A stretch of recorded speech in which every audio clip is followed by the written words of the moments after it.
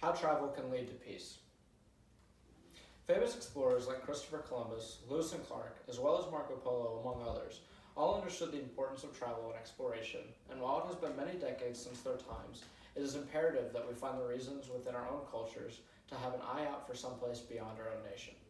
Just like their reasons were justified thanks to the desire to colonize and see more than what was known, we as individuals must be like the famous explorers of the day and have a constant desire to see more than what is known by us. My name is Thomas Stelmar, and I'm an international business major, planning to graduate in May of 2020. In my 20 years, I've seen numerous countries and witnessed countless different cultures through my travels. I have been to 25 nations outside of the United States, and they have all been because of my desire to see and learn more about what is outside my own bubble at home. Growing up the son of a military brat, my dad constantly moved around as a child and had the opportunity to live and interact with people all over the nation, as well as Germany, Japan, and Italy. Imaginably, if you're going to live all over, you're almost forced to have an open mind, and after my father had my brother and I, he thought it was to make sure we were given every opportunity to grow up with open minds through the power of seeing the world. Because of this upbringing, as well as my experience traveling, I am qualified today to be discussing with you all the power and importance that traveling can have on individuals and societies as a whole. With that, I will be discussing different attributes of traveling, and will go into further depth on how keeping an eye on what is beyond our own land can and will always be the best thing for anyone if they hope to truly be happy with their lives. There exists a problem in societies that seem to exist on the backs of such cruel mindsets such as racism and ethnocentricity. Historically, this statement can be applied to Adolf Hitler's Germany and the horrid atrocities that were committed on behalf of his ethnocentric rule. Many others would take this statement and apply it to the more recent issue of Donald Trump's America, and argue that the president is not exactly the most open-minded individual that anyone knows.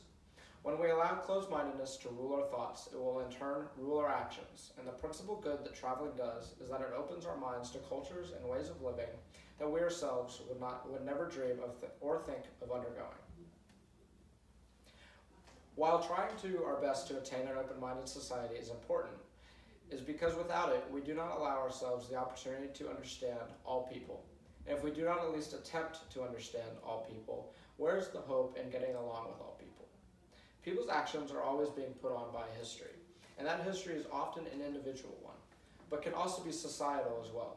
Understanding these societal and cultural histories is understanding what makes people tick, and doing that is the first step in getting along with all types of people, regardless of color or creed.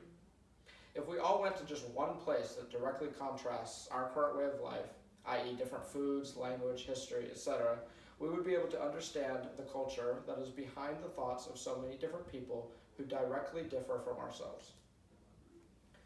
Lachlan Brown, a journalist with IdeaPod, a technology platform used to provide readers with an insight into ideas that shape their worldview, wrote an article in February of last year that explains the science behind the thought that travel can make you more creative, open-minded, and humble. In her article, she goes on to explain a study done by the Journal of Personality and Social Psychology, and they're finding that people who traveled regularly were more likely to be open to new ideas and experiences.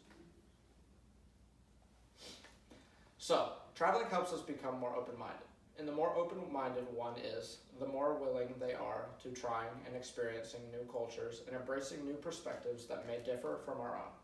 If a fundamental of travel is to become more aware of societal and cultural histories, then traveling regularly is the key to reaching this understanding.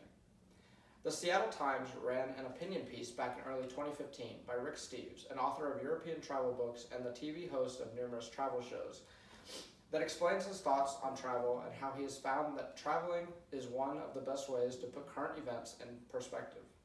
It forces you to see global victims aren't just faceless statistics in a newspaper, but instead humans. Many will question travel as a legitimate and even safe way to open their minds, as opposed to just reading a book or any other way of learning about a different culture.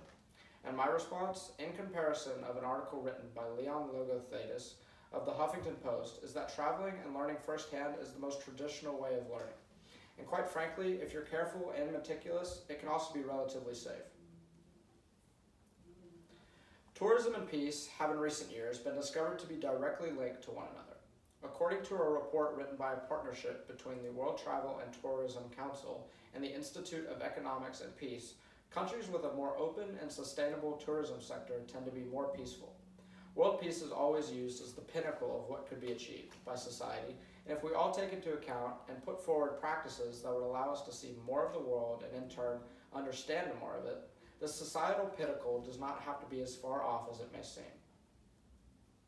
In summary, traveling is the one-stop shop that is hopefully more than one stop for understanding cultures firsthand and the decisions made by the people and institutions who are behind them all. Today, you learn that peace throughout our planet is not as attainable as many might think it is, and all that is needed to get to a point where all nations and people are peaceful and kind to one another is a point where everyone is traveling and wanting to try to understand the other side of the cultural coin.